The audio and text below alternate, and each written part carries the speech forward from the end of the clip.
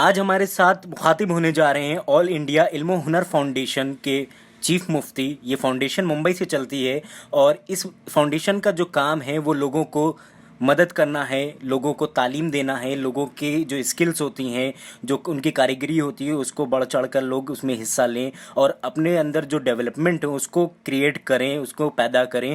اس کے لیے یہ فاؤنڈیشن پوری طرح سے ان کی مدد کرتی ہے. اس فاؤنڈیشن کے چیف مفتی محمد منظور ضیائی صاحب ہمارے ساتھ مخاطب ہونے جا رہے ہیں.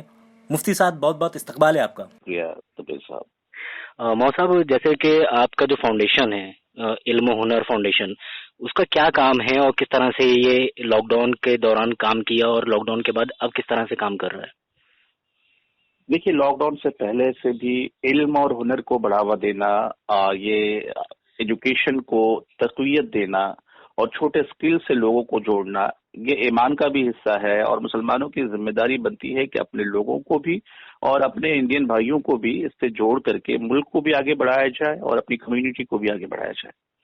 تو کئی برسوں سے مسلسل ہم اس پر کام کر رہے ہیں تاکہ بچوں کو تعلیم کا رجحان ڈالا جائے بچوں کے ذہن میں، اور جو اعلیٰ تعلیم یافتہ بچے ہیں ان کے اندر میں اعلیٰ تعلیم کی، جیسے I S, I P S, I F S کی جو تیاریاں ہوا کرتی ہیں وہ ہمارے ادارے میں کرائی جاتی ہے اور اسی بینر کے تلے وہ سارا کام ہوتا ہے. لیکن کورونا نے جب سے پیر پسارا ہے، حالات بگڑتے چلے گئے. اس کے بعد ہماری سب سے اولین تقویت لوگوں کو دینے کے لیے اولین فریضہ ہم نے اور ہماری پوری ٹیم نے یہ بنایا کہ وہ مستحقین جو یہاں وہاں اسکل ڈیولپمنٹ سے جڑے ہوئے ہیں، چھوٹے چھوٹے کام کرتے ہیں، ان کو تقویت دی جائے، ان کو فائنینشیل سپورٹ دیا جائے، ان سے مل کر کے ان کی ضرورتوں کو پورا کروایا جائے اور ان کو کی جو ضرورتیں ہیں وہ ضرورتوں کے سامان، ان کے اشیاء ان تک پہنچائے جائے. طریقے سے کام ہماری آرگنائزیشن کرتی آ رہی ہے برسوں سے، اور اللہ تبارک و تعالیٰ کی رضا کے لیے کوشش یہ ہے کہ انشاءاللہ تبارک و تعالیٰ آئندہ بھی کرتی رہے گی.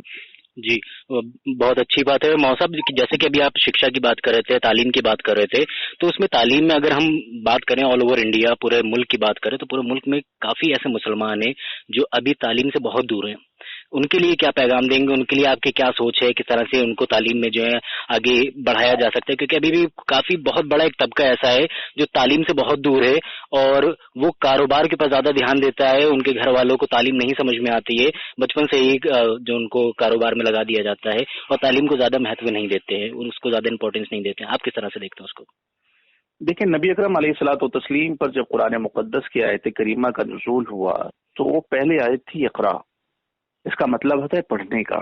جی. اور نبی اکرم صلی اللہ علیہ وسلم کی امت ہونے کے ناطے ہم سبوں کو یہ سب سے اولین فریضہ یہ سمجھ لینا چاہیے کہ بغیر پڑھائی لکھائی کے، بغیر تعلیم کے، بغیر ایجوکیشن کے نہ ہماری دنیا بہتر ہو سکتی ہے نہ آخرت بہتر ہو سکتی ہے.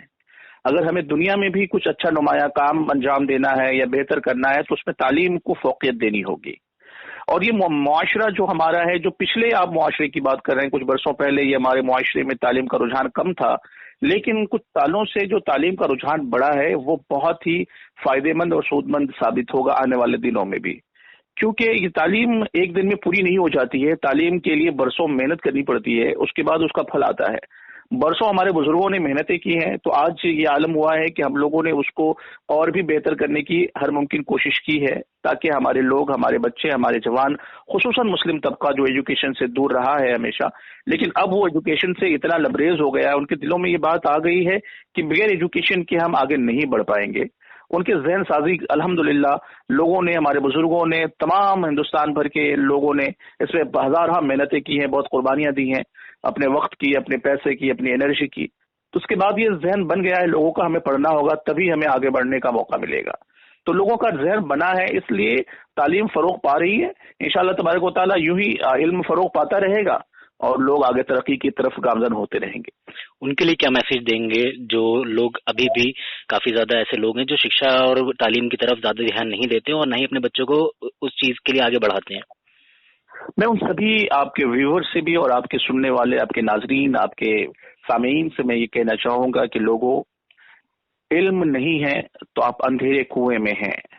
علم اگر آپ کے پاس نہیں ہے تو آپ یہ جان لیں کہ آپ اندھے ہیں، آپ کی آنکھوں سے نور غائب ہے.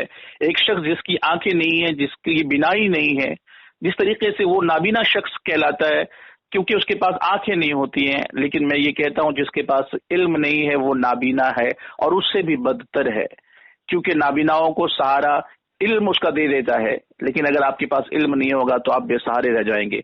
इसलिए इल्म हासिल करें, तभी आप तरक्की की तरफ गामजन हो पाएंगे। मैं आपके सामीन, आपके नाजरीन से कहूंगा कि लोगों, आप जहां से भी आप हमें सुन रहे हैं, प्लीज फोकियत दें इल्म को। ये इल्म आपकी दुनिया और आखिरत दोनों संवार देगा। जी मौसम, अगर एक बात कहें तो जैसे कि पूरे मुल्क में अगर देखा जाए तो नेशनल लेवल का एक मुस्लिम लीडर नहीं है जो हमारे जो हक की आवाज है वो हमारी गवर्नमेंट तक के पहुंचा सके। तो ऐसा क्या है, आपको क्या लगता है, क्या आने वाले समय में ऐसा कोई लीडर होना चाहिए या फिर खुद मुसलमान किसी को अपना लीडर नहीं बनाना चाहता है? देखिए, ये पॉलिटिकल सवाल है, इस बात को हमें समझ लेना होगा। आप अगर मुल्क में तरक्की हासिल करना चाहते हैं या दुनिया में जिस जगह भी आप अपना असर रसूख देखना चाहते हैं अपनी कम्युनिटी को आगे, उसमें एक सियासी मसला बहुत अहम होता है। सियासियात में भी आपके लोग होने चाहिए। आज हमें मौलाना अबुल कलाम आजाद जैसी शख्सियतें नजर नहीं आती हैं, ये सच है। ये कहीं ना कहीं हमारी कमियां हैं या फिर हमारे प्लानिंग की कमियां हैं। हमारे पास ना प्लानर है ना हमारे पास प्लानिंग है। तो हम लोगों से हमेशा ये कहते आए हैं और कहते रहे हैं और हमेशा कहते रहेंगे कि प्लीज खुदारा आप अपने सियासी फिक्र को भी बढ़ाइए।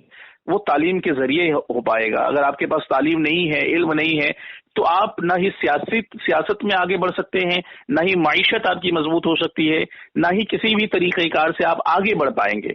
इसलिए अगर आपको आगे बढ़ना है, चाहे वो माइशत के एतबार से हो, यानी बिजनेस के एतबार से हो, या इकोनॉमी आपकी आप सुधारना चाहते हैं, अगर आप चाहते हैं कि आपका मुस्तकबिल बेहतर हो, तो आपको हर एक फैक्टर पर काम करना पड़ेगा, हर एक पहलू में काम करना होगा, और वो इल्म के बगैर मुमकिन नहीं है। इसलिए लोगों से मैं गुजारिश करूंगा कि आप सियासत करें, लेकिन सियासत के अंदर में आज की जो जिल्लत आमेज सियासत है, इससे दूर रह करके खुदा तरसी के साथ लोगों की मदद करने वाली सियासत करें। अगर ऐसी सियासत होती है तो कामयाबी हर एक शख्स के कदम चूमेगी। क्या वजह मानते हैं कि अभी तक के एक नेशनल लेवल का कोई मुस्लिम लीडर नहीं मिल पाया जो हुकूमत तक की आवाज पहुंचा सके? क्या वजह आप ऐसी मानते हैं? क्योंकि अगर छोटे छोटे तबकों की बात करें तो तबके में तो मिल जाता है, किसी शहर में मिल जाता है, कोई एमएलए होता है, कोई ऐसा होता है, तो मतलब तमाम नेता तो मिल जाते हैं, लेकिन नेशनल लेवल एक लीडर की क्वालिटी जो होती है वो अभी तक एक कहीं ना कहीं कमी मुसलमानों में देखी जा रही है कि जो उनकी बात है, जो उनकी हक की आवाज है, वो सरकार तक के नहीं पहुंच पा रही है, जिसकी वजह से अभी भी काफी हद तक के परेशानियों का सामना करना पड़ रहा है। सरकार तक के जो बातें हैं वो नहीं पहुंच रही हैं। क्या वजह मानते हैं कि अभी तक के एक नेशनल लीडर नहीं बन पाया? देखिए, आज मुआशरा पहले एक लीडर के जरिए अपनी आवाज पहुंचाता था, और आज हम बात ये कर रहे हैं कि हम इस दौर में जी रहे हैं, अपनी आवाज को पहुंचाने के लिए किसी लीडर की जरूरत नहीं है। मैं समझता हूं कि आज हर एक शख्स अपने आप को लीडर महसूस करता है। इसमें बड़े और छोटे की फिक्र को खत्म करना होगा, हसद और जलन को खत्म करना पड़ेगा, किसी एक को बड़ा मान करके उसको आगे बढ़ाना पड़ेगा, क्योंकि जिसका राहबर कोई नहीं, जिसका कोई रहनुमा नहीं होगा, तो वो कौम और उस मिल्लत का खमियाजा यकीनन वो दो चार हो जाएगी ऐसी चीजों से जो कि आज हम जिससे चीज जूझ रहे हैं। देखिए, आज आप एक ऐसे तबरे साहब एक एडिटर है, जर्नलिस्ट है, मैं समझता हूं कि आवाज पहुंचाने के लिए सबसे बेहतर तरीक़ेकार आज के वक्त में न्यूज का है, एजुकेशन से जुड़ने के बाद टेक्नोलॉजी का है। आपकी आवाज पूरी दुनिया तक पहुंचती है। एक लीडर आपकी पार्लियामेंट में आवाज पहुंचाएगा, संसद में पहुंचाएगा, सांसद होने की हैसियत से संसद में पहुंचाएगा, विधानसभा में पहुंचाएगा, लेकिन उससे बड़ी ताकत अवाम की ताकत होती है। मिलजुमला तमाम मुसलमानों को इस बात पर गौर करना पड़ेगा कि वो तालीम को फौकियत दें और टेक्नोलॉजी से जुड़ जाएं, हुनर से जुड़ जाएं। अगर आप हुनर से जुड़े रहेंगे, टेक्नोलॉजी से जुड़े रहेंगे, आपकी आवाज को कोई दबा ही नहीं सकता है। और ये आवाज यकीनन मैं जानता हूं और मैं समझता हूं इस बात को कि हमारा एक रहनुमा होना चाहिए, हमारा एक रहबर होना चाहिए, जिसकी आवाज पर हमें सबको लब्बैक कहते हुए आगे बढ़ना है। लेकिन साथ ही साथ इस बात पर तवज्जो जरूर देनी होगी कि हमें इल्म के साथ साथ टेक्नोलॉजी और हुनर से जुड़ करके अपने आप को आगे लाना पड़ेगा। और जब तक आप खुद अपने आप को आगे नहीं लाएंगे तो आपको कोई भी दूसरा शख्स आगे नहीं करेगा। जी, टेक्नोलॉजी को आगे लाना होगा, हमको किसी न किसी को लीडर बनाना होगा। मौसम, असदुद्दीन ओवैसी जो लगातार काफी मुद्दों के ऊपर अपनी आवाज उठाते हैं, हालांकि काफी जगह पे उनका विरोध भी होता है मुसलमानों में ही, खुद मुसलमानों ने उनको बीजेपी का एजेंट बता दिया है। आपकी क्या राय है? دیکھیے یہ ایک سیاسی معاملے کے تحت اگر گفتگو کریں تو میں کہوں گا کہ وہ آواز جو ہے، اگر وہ کوئی کہتا ہے کہ مسلمانوں کی آواز، سیاست میں مسلمانوں کی آواز کیسے ہو سکتی ہے؟ وہ سیاست میں ایم آئی ایم کی آواز ہے اور ایک مضبوط آواز ہے جو پوری دنیا تک پہنچتی ہے. یہ ان کی فکر ہے جو وہ پہنچا رہے ہیں، لیکن چونکہ ہم اور پورے ملک اسے اس طریقے سے نہیں دیکھتا ہے کہ وہ سیاسی کے ساتھ ساتھ دینی رہنما بھی ہے، مسلمانوں کے رہنما ہے. مسلمانوں کے رہنما نہیں، چونکہ ہندوستان کے اندر میں یہ ہوا ہے، تاریخ ہند اگر ہم پڑھتے ہیں اور دیکھتے ہیں تو ہمیشہ ہم نے اپنے ہندو بھائیوں کو بڑا مانا اور ان کو بڑا کر کے آگے بڑھانے کی کوشش کی کہ بھائی ہم چھوٹے بھائی ہیں لیکن آپ ہمیں چھوٹا بھائی سمجھیں. لیکن جب لوگوں نے نہیں سمجھنا چاہا تو ایسی صورت میں کچھ نہ کچھ آوازیں سامنے آئی، کبھی کسی نام کی شکل میں، کبھی کسی دوسری شکل میں، کبھی یو پی سے آوازیں نکلی، کبھی بہار سے نکلی، کبھی بنگال سے نکلی. لیکن حیدرآباد سے ایک آواز نکلتی ہے، وہ آواز مستحکم ہے لیکن وہ ایک ایم آئی ایم پارٹی کی آواز ہے، نہ کہ مسلم کی. ایسی صورتحال میں ہمیں اور آپ سب کو اور آپ کے ویور کو بھی اس بات پر توجہ دینا ہوگا کہ اپنی آواز کو پہنچانے کے لیے علم اور ٹیکنالوجی یعنی علم و ہنر کے ساتھ جڑ جائے تاکہ آپ اور یعنی ہم اور ہماری ملت آگے بڑھ سکے اور ہماری آواز پوری دنیا تک پہنچ سکے. جی بے شک مولانا صاحب، کیونکہ ابھی ہم اگر حال کی بات کریں تو پورے دیش بھر میں جیسے کورونا چل رہا ہے، ایسے میں جتنے بھی ہمارے عبادت گاہیں تھیں ان کو بند رکھا گیا تھا. تو ایسے میں تمام پورے دیش بھر میں ایک آواز اٹھ رہی تھی کہ سبھی عبادت گاہوں کو کھولا جائے، جس کو سرکار نے مانا اور عبادت گاہوں کو کھولنے کا آدیش بھی دیا اور آرڈر بھی کیا، جس کے بعد 8 جون سے سبھی عبادت گاہ پورے دیش بھر میں کھل گئی ہیں. لیکن اب ایک نیا مسئلہ سامنے آ رہا ہے، وہ یہ ہے کہ مسجدوں میں جو سینیٹائزیشن کو لے کے بات ہو رہی ہے، جس میں الکوہل ہے سینیٹائزر میں 50% سے زیادہ ہے، جس کو لے کر اب تمام کافی جو دھرم گرو ہیں وہ اس پہ آپتی کر رہے ہیں کہ جو مسجدیں ہیں ان میں الکوہل سے صفائی کیسے ہو سکتی ہے.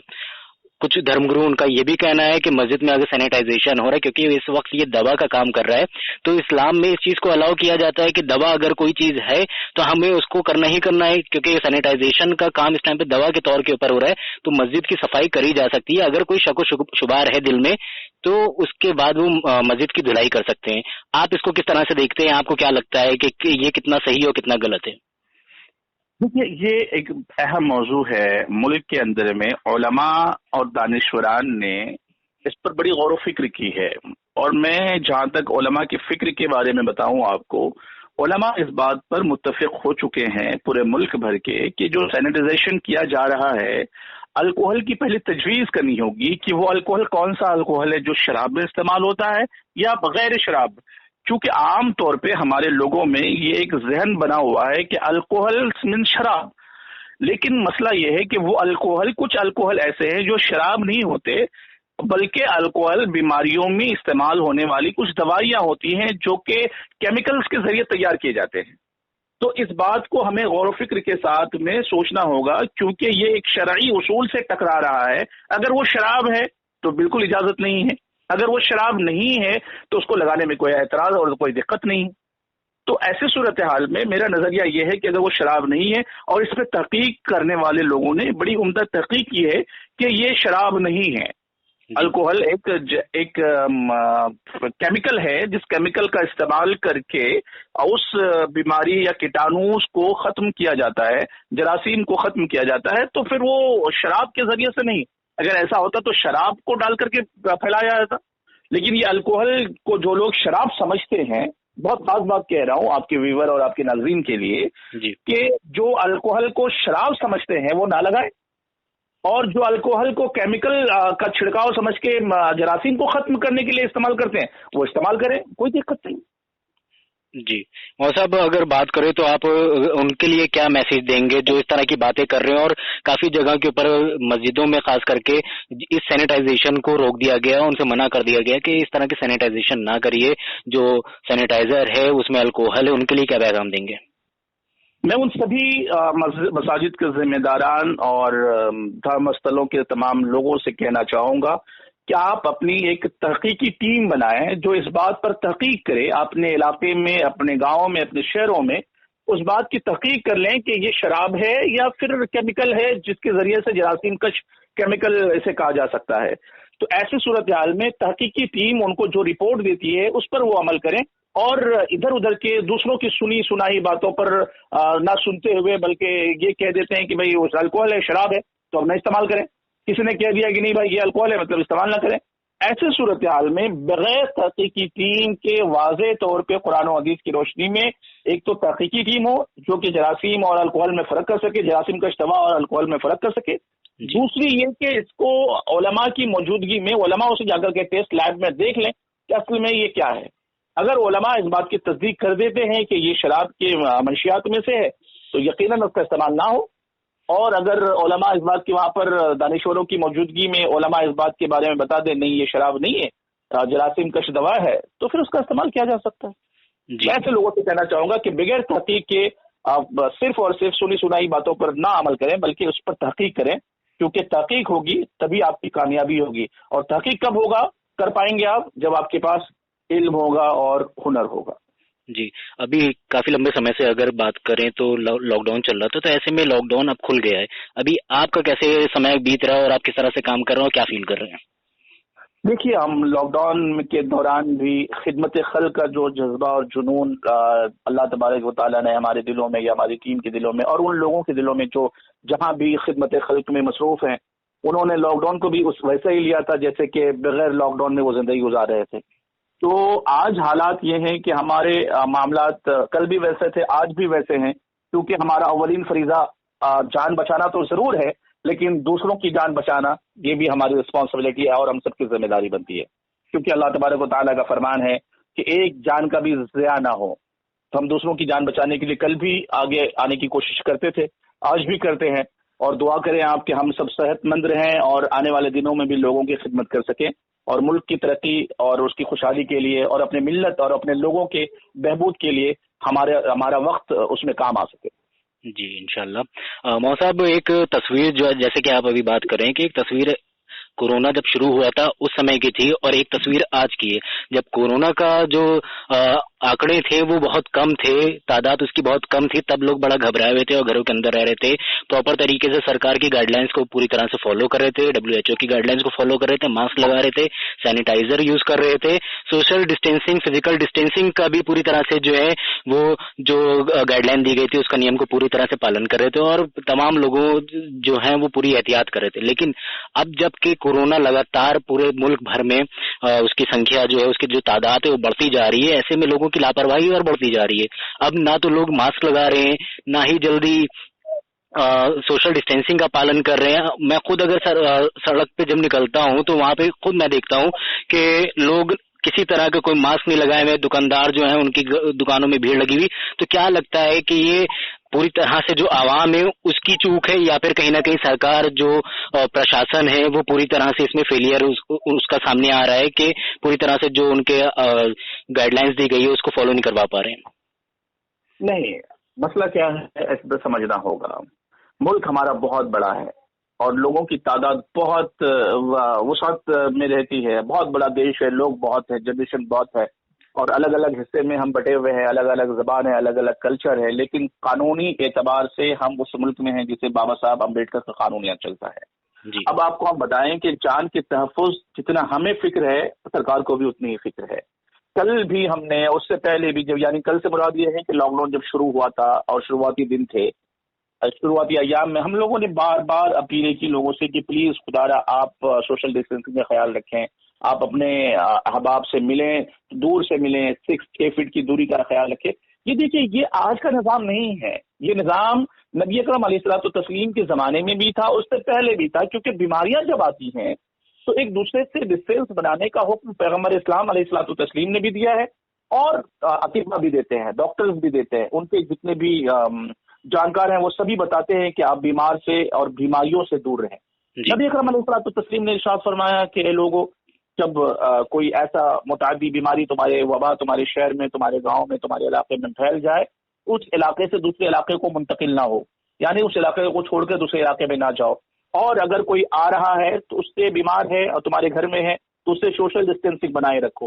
یہ نبی اکرم علیہ الصلوۃ والتسلیم نے ہمیں سکھایا ہے. ایز اے مسلمان اپنے مسلم بھائیوں سے کہتے ہیں کہ جب کل بیماریاں کم تھیں، جب آپ سوشل ڈسٹینسنگ کا استعمال کرتے تھے، اور آج سے اگر بیماریاں زیادہ ہو گئی ہیں تو ہمیں زیادہ احتیاط سے، ٹھیک ہے لاک ڈاؤن چھوٹ گیا ہے لوگ نارمل طریقے سے اپنے کاموں پر جانا چاہتے ہیں، لیکن سوشل ڈسٹینسنگ کا خیال رکھنا ہوگا. ساتھ ہی ساتھ سینیٹائزیشن اپنے ہاتھوں میں جس طرح کل کرتے تھے آج بھی کرنا ہوگا، کیونکہ یہ کام دام جتنے کھلے ہیں یہ آپ کی سہولت کے لیے ہیں، لیکن آپ کی جان بچانے کے لیے نہیں ہے وہ سب. ایسے صورتحال میں آپ کو اپنی جان کے تحفظ کے لیے، اس کے بچاؤ کے لیے آپ کو سوشل ڈسٹینسنگ کا بھی خیال رکھنا پڑے گا، ان بیماریوں سے بچنے کی ترغیب بھی کرنی ہوگی، اور ساتھ ہی ساتھ بیمار اور بیماری سے دور رہنا ہوگا. اگر اس پر عمل کریں گے تو آپ کی جان بھی بچے گی اور آپ کے شہر اور آپ کے اپنے پیاروں کی بھی جانیں بچیں گی. اگر آپ اپنے پیاروں کی جانیں بچانا چاہتے ہیں تو آج بھی ویسے ہی سوشل ڈسٹینسنگ کا استعمال کریں جیسے آپ کل کیا کرتے تھے. جی صاحب، لگاتار جیسے کہ کاروبار کی آپ نے بات کری، تو لاک ڈاؤن میں جیسے کاروبار پوری طرح سے جو تھا وہ ٹھپ ہی چل رہا تھا. اب کیونکہ ان لاک ہوا ہے تو اس میں کاروبار کو کافی زیادہ حد تک کی چھوٹ دی گئی ہے. پوری طرح سے جو مارکیٹ ہے پورے دیش بھر میں وہ کھولی جا رہی ہیں. ایسے میں کیا لگتا ہے، کیونکہ مسلمان جو ہوتا ہے وہ زیادہ تر کاریگر ہوتا ہے، ان کی سرکاری جاب نہیں ہوتی ہے، وہ جابس بہت کم ہی کرتے ہیں، یا پھر کہہ سکتے ہیں کہ ان کو انٹرسٹ نہیں ہوتا، وہ کاروبار میں زیادہ دھیان دیتے ہیں، چاہے وہ فرنیچر کی لے کے کام ہو یا پھر کسی بھی طرح کی کاریگری ہو، زیادہ تر اس کے اوپر دھیان دیتے ہیں. ایسے میں آنے والے سمے میں کس طرح سے آپ دیکھ رہے ہیں یہ جو کاروبار ہے کس طرح سے چلے گا؟ کیونکہ بہت بڑا طبقہ ایسا ہے جو اس ٹائم پہ پوری طرح سے ٹھپ ہو گیا ہے. جو ان کا کاروبار تھا وہ ابھی خالی بیٹھے ہوئے، ان کا کام کسی طرح سے نہیں چل رہا ہے. اب وہ کافی زیادہ پریشانیوں کا بھی سامنا کر رہے ہیں، گھر میں کھانے کے لالے پڑ گئے ہیں. اب کیا لگتا ہے کہ کس طرح سے یہ حالات جو کاروبار کے وہ سدھرے جا سکتے ہیں؟ دیکھیے، دو باتیں ہیں اس کے اندر میں. ایک تو سب سے پہلے کاروباری مشاغل میں مسلمان جو چھوٹے چھوٹے کاروبار سے جڑا ہوا ہے، جسے سکلز کہتے ہیں، کیونکہ یہ سکلز کی طاقت ہے. وہ کوئی کاریگر ہے، کوئی گھر بنانے والا مزدور ہے، کوئی ٹائلز لگانے والا مزدور ہے، کوئی دیوار ٹھوکنے والا بنانے والا مزدور ہے، اور کوئی رضائیوں کا کام کرتا ہے، کوئی روئی کا کاروبار کرتا ہے. اس طریقے سے بہت سارے کاروبار ہماری نگاہوں کے سامنے ہیں جس سے مسلمان جڑے ہوئے ہیں. اب درزی ہے، ان کے پاس ٹیلر کے پاس کپڑے نہیں پہنچ رہے کیونکہ لوگ کپڑے سلانا نہیں چاہ رہے بلکہ اپنی جان بچانا چاہ رہے ہیں. تو حالات ایسے ہیں کہ لوگوں کو تکلیف ہے. ان تکلیفوں کا حل معیشت کے اعتبار سے ہمیں سوچنا چاہیے کہ جب ہماری معیشت بگڑتی ہے تو اس کو صحیح کرنے کے لیے کیا کرنا پڑے گا. اور معیشت کا تذکرہ قرآن و حدیث میں اور کتابوں میں بزرگوں نے ہمیں اس پر بہت سنجیدگی سے سمجھایا اور بتایا ہے کہ معیشت کو سدھارنے کے لیے جب ایسے معاملات آ جائیں تو ری اوپن کرنے کے لیے، ریکنسٹرکشن کرنے کے لیے، اپنے آپ کو ری بلڈ اپ کرنے کے لیے کس طریقے سے کارہائے نمایاں دینا چاہیے. سب سے پہلے کہ اپنے جان کے تحفظ کے ساتھ ساتھ میں چھوٹا چھوٹا کام شروع کریں. وہ جہاں بھی ہیں جو بھی ان کو مل پا رہا ہے اس کو شروع کریں. اور ساتھ ہی ساتھ وہ لوگ جن کے پاس کام کی ضرورت ہے وہ اپنے لوگوں کو بلائیں، اپنے انڈین بھائیوں کو، اپنے ہندو بھائیوں کو، اپنے مسلمان بھائیوں کو، اپنے جو بھی دوست احباب ہیں جو کام کے اہل لگتے ہیں ان کو بلا کر کام کروائیں، لیکن سوشل ڈسٹینسنگ کا خیال رکھتے ہوئے. اب اس کے ساتھ ساتھ معیشت کو سدھارنے کے لیے گورنمنٹ کے جو رولز ہیں اور گورنمنٹ نے جتنے اسکیمیں لانے کی کوشش کی ہے، ان اسکیموں کو گورنمنٹ کو چاہیے کہ ایمانداری کے ساتھ، دھوکے کے بغیر ایمانداری کے ساتھ وہ اسکیم لوگوں تک پہنچے. جی، کیونکہ یہ روٹی کپڑا مکان جو ہے نا، یہ ایک دم انیشیل چیزیں ہیں جو کہ بالکل کمپلسری ہیں. اگر انسان کھائے گا نہیں تو وہ کل سروائیو نہیں کر پائے گا. ایسے صورتحال میں گورنمنٹ کو چاہیے کہ دھوکہ کے بغیر، یعنی دھوکے سے مراد یہ ہے کہ آدھے پیسے تو راستے میں رہ جاتے ہیں، آدھے پیسے کمیشن میں چلے جاتے ہیں، غریبوں کو کچھ مل نہیں پاتا ہے، ان کا ہاتھ دھرا کا دھرا رہ جاتا ہے خالی. ایسے صورت میں میں آپ کے مادھیم سے بھی کہوں گا کہ گورنمنٹ کو چاہیے کہ تمام ان لوگوں تک جو مستحق ہیں ان تک بھی پہنچائیں، اور لوگوں کو چاہیے کہ گورنمنٹ کا سپورٹ کرتے ہوئے اپنے کام کو آہستہ آہستہ پروگریس میں لانے کی کوشش کریں تو انشاءاللہ تبارک و تعالی حالات سدھر جائیں گے. جی صاحب، اگر ایک تصویر کی بات کریں کہ کافی زیادہ ایک چرچا میں ابھی رہی تھی، جو ہاتھی کی جو اس کو انناس کھلا کے جو اس کو مارنے کی کوشش کری گئی تھی، اس کو جو پٹاخے منہ میں دیے گئے تھے، تو میرا مقصد صرف یہی ہے کہ لوگوں تک ایک پیغام جا سکے کہ آگے سے اس طرح کی جو حرکت کری گئی تھی وہ نہ کری جائے. کیا لگتا ہے کہ ابھی تک کے تو لوگ انسان کا دشمن تھا، اب لوگ جانوروں کے بھی دشمن ہوئے جا رہے ہیں. جانوروں کو مذاق میں ہی صحیح لیکن ان کے ساتھ اس طرح کی حرکتیں کریں جس سے وہ اپنی جان سے ہاتھ دھو دیتے ہیں. ان کے لیے کیا پیغام دیں گے؟ کس طرح کا گناہ ہے یہ؟ کس طرح سے لوگ اسے بچیں؟ دیکھیے، دو باتیں سامنے آئی ہیں ابھی تازہ صورتحال میں. ایک ہاتھی کے ساتھ وہ جو حادثہ ہوا اور ایک گائے کے ساتھ کہیں پر حادثہ ہوا جو ہم نے کہیں پڑھا اسے اور دیکھا. تو یہ دونوں حادثے بہت ہی قابل مسمت ہیں اور شرمناک ہیں. آقا علیہ الصلوۃ والتسلیم نے جھوٹ بولنے کے لیے منع فرمایا ہے. آپ اس بات کو بہت سمجھتے ہیں. ہنسی مذاق میں جھوٹ کرنے کے لیے بولنے کے لیے منع فرمایا. کسی کو تکلیف پہنچانے کے لیے، کسی بھی جاندار کو تکلیف اذیت دینے کے لیے آقا علیہ الصلوۃ والتسلیم نے منع فرمایا ہے. تو ہر انسان کو، کیونکہ ہمارے رہنما نبی اکرم علیہ الصلوۃ والتسلیم ہے، ہماری رہنما، ہماری کتاب اللہ کی کتاب ہے جسے قرآن کہتے ہیں، احادیث کہتے ہیں، ہمارے بزرگوں کے اقوال ہیں، تو یہ ساری چیزیں ہمیں یہ سکھاتی ہیں اور انسانیت کو یہ درس دیتی ہیں. ناٹ فار مسلم اونلی، یہ تو ہیومن کے لیے ہے، آل مینکائنڈ کے لیے ہے کہ اے لوگوں، تم اپنی ذات سے، اپنے قول سے، اپنے فعل سے، اپنے عمل سے، اپنی زبان سے بھی کسی کو تکلیف نہ پہنچاؤ. تو ایسی صورت میں وہ لوگ جو اس طریقے کی گھٹیا مذموم حرکتیں کرتے ہیں، اللہ تبارک و تعالیٰ اسے صحیح سمجھ دے. اور گورنمنٹ کو سے میں کہنا چاہوں گا، ایسے لوگ جہاں بھی ملے اور اس کے ثبوت اگر ملتے ہیں تو فوراً اس پر کارروائی کرتے ہوئے اس پہ کڑی سے کڑی سزا متعین کریں، تاکہ ایسے دوبارہ ایسے معاملات سامنے نہ آئے. کیونکہ یہ بہت ہی شرمناک ہے. وہ بے زبان جو بات نہیں کر سکتا، آپ اسے بم سے اور پٹاخے سے اڑا رہے ہیں، کتنا افسوسناک ہے. جو بول نہیں سکتا اسے تکلیف اور اذیت دے رہے ہیں، بہت ہی شرمناک ہے. اللہ تبارک و تعالی ہمیں اور سبھی کو صحیح فہم، اچھی سمجھ عطا فرمائے. جی مولانا صاحب، ایک آخری سوال، ایک آپ کا میسج، چاہے وہ پولیٹیکل ویو میں دیکھا جائے، چاہے وہ شکشا سے، اپنی تعلیم سے ریلیٹڈ ہو، یا پھر کورونا کے لیے، کیا ایک میسج دیں گے جو عوام ہم لوگ کو سن رہی ہے اس وقت، ان کے لیے کیا ایک پیغام دیں گے جو ان کے آنے والے جو سمے ہیں اس میں بہت زیادہ کام آئے؟ دیش میں رہنے والے سبھی لوگوں سے میں گزارش کرنا چاہتا ہوں کہ لاک ڈاؤن نہ جانے کب تک چلے گا، لیکن یاد رکھیں کہ خود کی حفاظت کریں اور خود کو اپنے حصار میں رکھیں اور دوسرے کو بھی اتنی اہمیت دیں جتنی کہ آپ خود کو دیتے ہیں. کیونکہ یہ لاک ڈاؤن کا زمانہ، غریب آپ کے بہت ہی وہ محتاج ہیں، آپ سے امیدیں رکھتے ہیں جو صاحب مال ہیں. میں ان سے کہوں گا کہ ان غریبوں کا بھی خیال رکھیں، کیونکہ اللہ تبارک و تعالیٰ نے اگر آپ کو مال دیا ہے تو آپ کے سامنے کچھ حقوق بھی دیے ہیں. اگر آپ کے پاس مال سے مراد صرف پیسہ ہی نہیں، کسی قسم کی بھی اگر آپ ہیلپ کر سکتے ہیں اپنے سے نچلے طبقے کے لیے، اپنے سے غریب کے لیے، اپنے سے مستحق کے لیے، تو ان سب مستحقین کا آپ خیال رکھیں. خدا آپ کا خیال رکھے گا، کیونکہ اللہ نے فرمایا ہے کہ تم زمین والوں پر رحم کرو، آسمان والا تم پر رحم فرمائے گا. جی، تو یہ تھے ہمارے ساتھ مفتی محمد منظور ضیائی صاحب، جو کہ چیف مفتی ہیں آل انڈیا علم و ہنر فاؤنڈیشن کے، جو کہ ممبئی سے چلتی ہے. اور اس فاؤنڈیشن کا کام ہے لگاتار لوگوں کی مدد کرنا، جو ان کی ایجوکیشن اس میں ہیلپ کرنا، چاہے جتنی بھی پریشانیاں اس میں یہ آگے بڑھ چڑھ کے فاؤنڈیشن کام کرتا ہے. اور ہماری دعا ہے یہ جو فاؤنڈیشن مولانا صاحب چلا رہے ہیں اس میں اور زیادہ ترقی ہو اور اللہ اس میں اور توفیق ادا کرے تاکہ یہ اور زیادہ لوگوں کی مدد کر سکے. مولانا صاحب بہت بہت شکریہ، ہم سے تمام کوشچنس اور تمام جتنے بھی سوال تھے اس کے اوپر آپ نے بخوبی جواب دیا اور تمام لوگوں تک کہ آپ کا میسج پہنچے یہ ہم بھی چاہتے ہیں، اور تمام لوگ آپ کی بات کو پوری طرح سے سنیں، اس کے اوپر عمل کریں. مولانا صاحب بہت بہت شکریہ ہم سے بات کرنے کے لیے. بہت شکریہ، بڑی نوازش.